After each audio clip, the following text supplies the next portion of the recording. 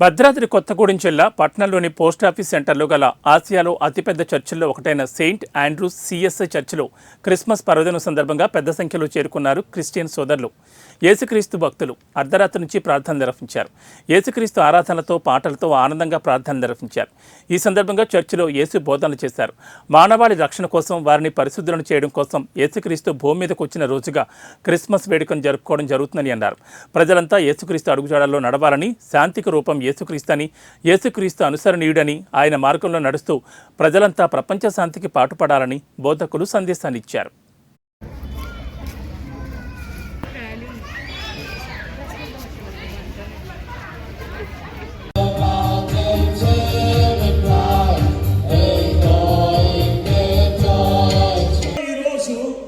మా మగ పురుషులు ఒక్క భాగం అయితే మీరెంత భాగం?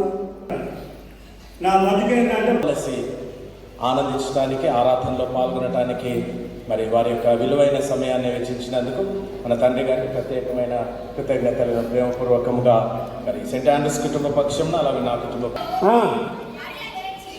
ఆ దినముల యందు, ఈ దినములు కాదు, మరియా లేచి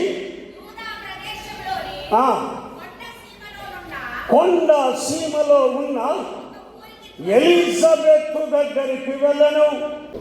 వాతావరణం పొలకించినటువంటి ఈ తరుణంలో మనందరికీ అది